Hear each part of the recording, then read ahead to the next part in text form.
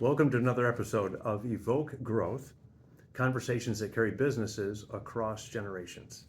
Today's episode, breaking the silence, from assumption to innovation in the family-owned company. In a company built on trust, relationships, shared history, sometimes the most important conversations are the ones that are not happening.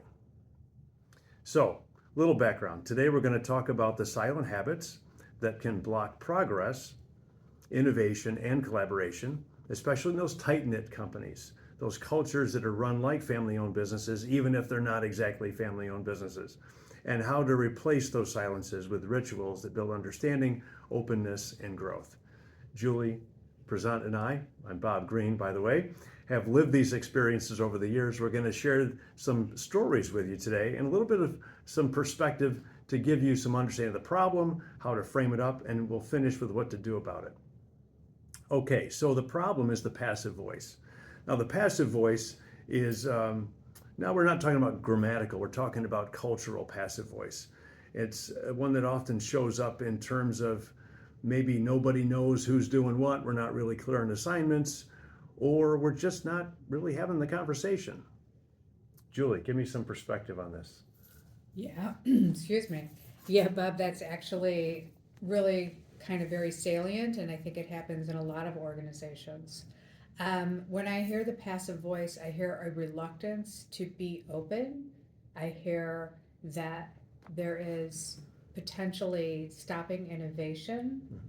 And it can happen from either side. It can happen from the employees, and it can also happen from the leaders, right? And when you have it on both sides, that's really bad. I'll give you an example. I was working with an organization where it's all about innovation. Everything was about how do we take what we're doing and bring it to the next level.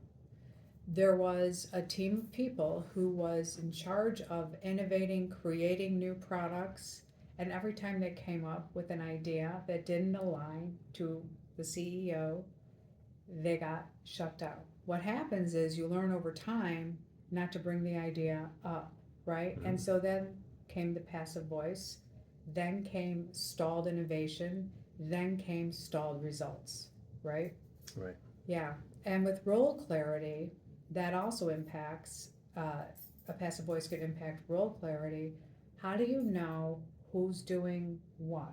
If everybody's doing a little bit of the same thing, then I may think that you're doing what I'm doing, so I'm not going to do it. And you may think the same thing, so what happens? It doesn't get done. Or we're both doing the same thing and we're both doing it twice when it only had to be done once.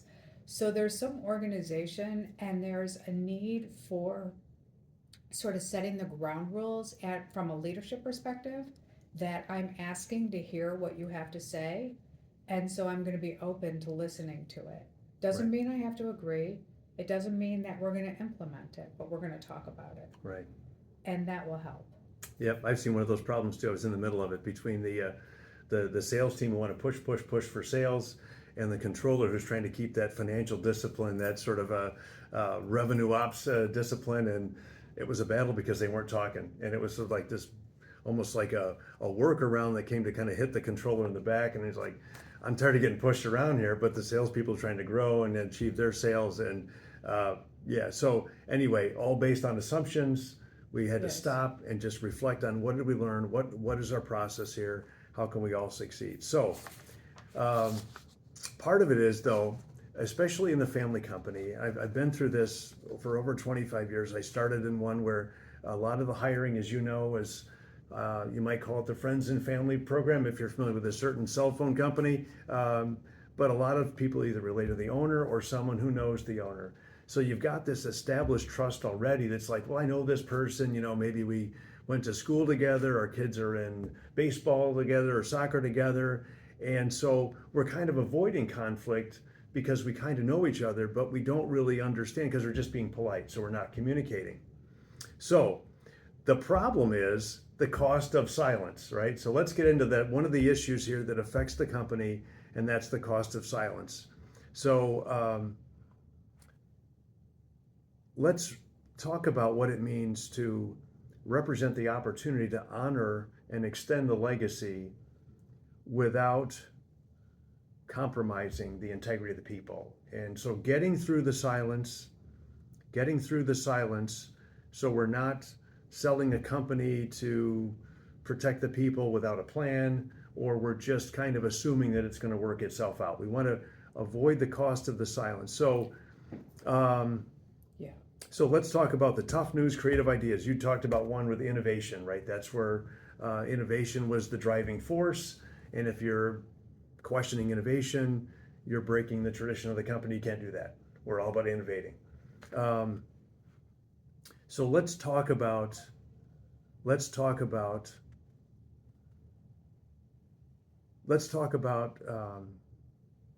overcoming that silence. Tell me about that.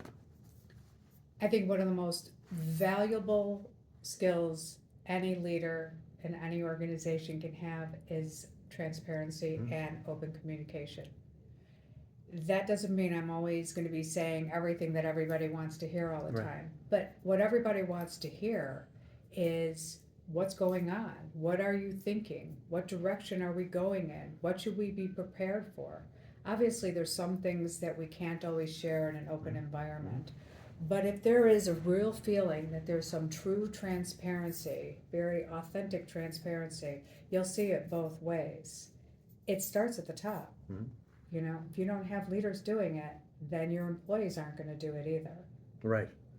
So that's a good lead-in. So number one is sometimes when we think about people related to the company or the family, it's like, well, they're related to the company but not the family, so I'm not sure I trust them, or we're not part of a team yet. So part of it is inviting those people to talk about, maybe it's an issue, maybe an opportunity to say, well, what are you seeing, or what is your experience, to recognize how we can begin the conversation to relate to each other better, and that particular issue or opportunity to say, well, what can we do about it? Because it's often, that's the cost. You do your job, I do my job, but we don't realize how they relate together, and that might be the biggest opportunity of innovation or growth in the company. Well, and I'm going to offer another kind of viewpoint on this.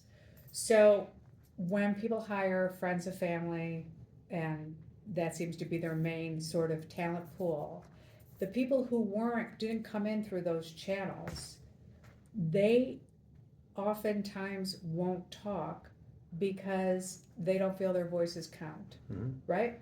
I'm not the brother, I'm not the brother's best friend, I'm not the daughter's this or that or the other thing. And so it's really critical that there is no perceived, like, what's the word I'm looking for?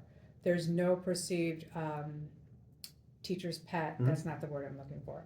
But that there's no perceived teacher's pet, right? That there's no bias, that there's openness. And that's really challenging, which is why, as you're putting together sort of your talent plan, how you're going to hire, you really need to think about not just what I need for today, but what do I need tomorrow? What direction am I headed in, and how do I get there? I don't need someone who looks just like me. I need somebody who complements me. Right? So I've got to build a team of that. Now, if I can get referrals for that, that's terrific. I think one of the strongest sources of employees can come from referrals, but there needs to be a cap. You need to bring in different perspectives, and you need to bring in perspectives and talent that will offer and not be silent. Right, and not intimidate those new people. Correct. Which brings up something I experienced in my first experience in the transition from generation 1 to 2, and that is generation 2 maybe looking at a little bit innovation, looking at things differently, open to it, versus the tradition of innovation or the tradition of service in generation 1. This is how we've done it for maybe 25 years in this case, sometimes 50 or more. It's that tradition versus innovation that isn't really a talked about battle, but it is, because the tradition is the foundation of how we've done this, and it's been this way for a long time.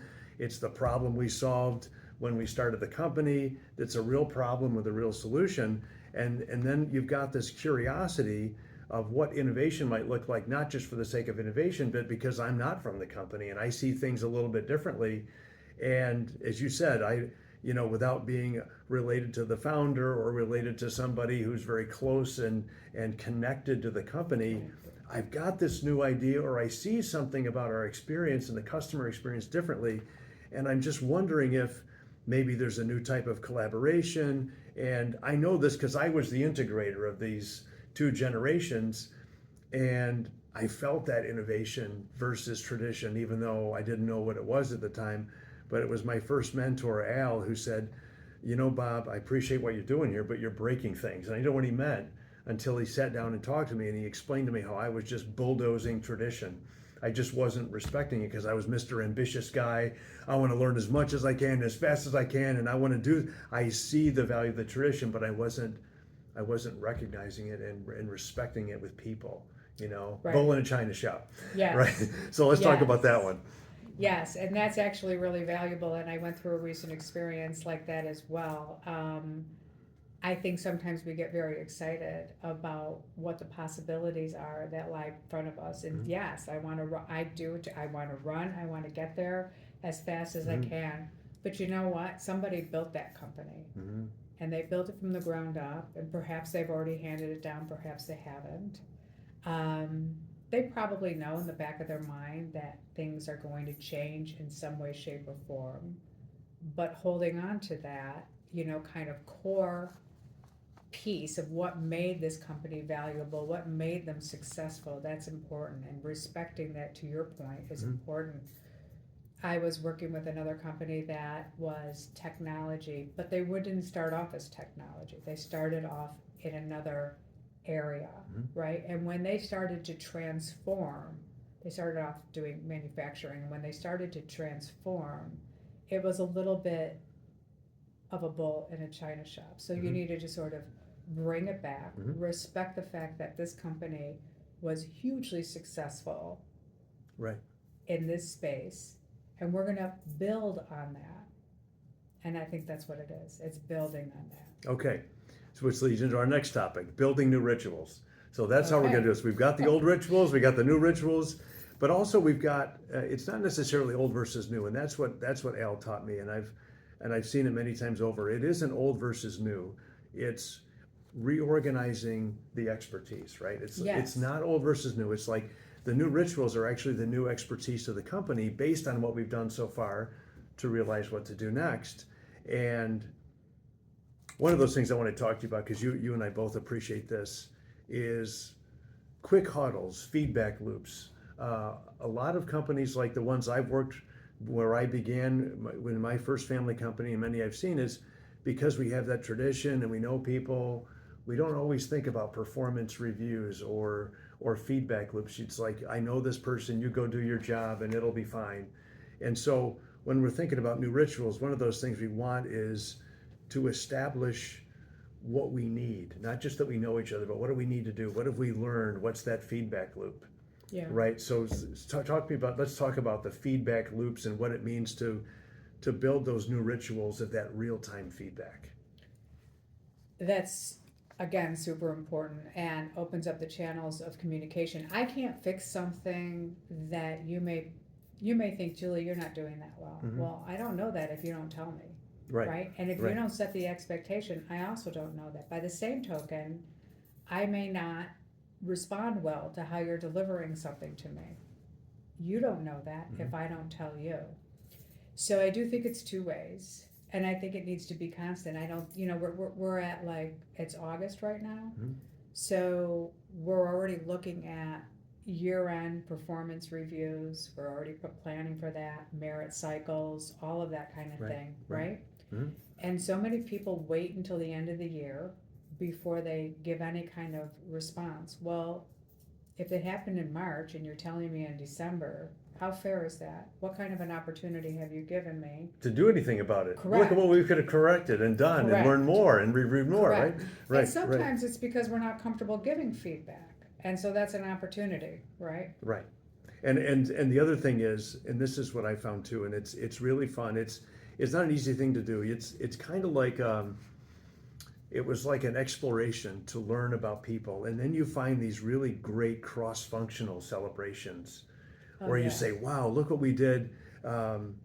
maybe it's an opportunity, and some people think of it as challenging the status quo, but I think about it. One of the things I've seen over and over again is people say, I don't want to bother anybody with a question. And when you actually sit down, as I do, I kind of learn from people, tell me about your job and how you get this done. You find that people are actually too polite to ask a question. They don't want to bother each other, but they actually have questions they could answer from each other. I'm like, oh, wow. But we get so caught up in just being productive and, the tradition of how we do it. And I want to do my job and do a good job, that I don't want to bother anybody. But if I did ask a question, I would actually open a door for them to ask me a question, and then we were learning, and you create the natural feedback too, not just the performance review, which is not intimidating. It's like a learning experience, right? It's not like, oh my gosh, I'm going to fail. Yeah, it can be, right? It can be. A lot of times people do it as a check the box type of thing. And it's right. like, oh, okay, now I'm getting my performance review. Then you file it and walk away, right? Right, exactly. Yeah, you're in trouble. Yeah, you said something that I was going to... Challenging the status quo. Or was it the cross-functional celebration? I think it was a cross-functional celebration. I'm sorry. Well, let's lead into this. All right, so the last part, I want to bring it together, because this is about relationships, and that's what it's really about. So engaging people to drive innovation, again, based on the new expertise we've organized together, we've learned so far, and honoring the tradition and the legacy. Innovation isn't always about a shout. Sometimes it's a whisper. Sometimes it's a small conversation. And sometimes it's an employee brave enough to say, I need help. And I know that because I've always been a new guy, as I was, and I still am that person to say, I need help. And what's fun about it is when you get into that tradition and the innovation and organizing expertise, the relationships of I need help is like, everybody needs help. And sometimes the most overlooked part of a company value and the legacy is, the literal company legacy is people who are just not asking each other for help. I remember what I was going to say now. Yeah. And it ties into this, I think.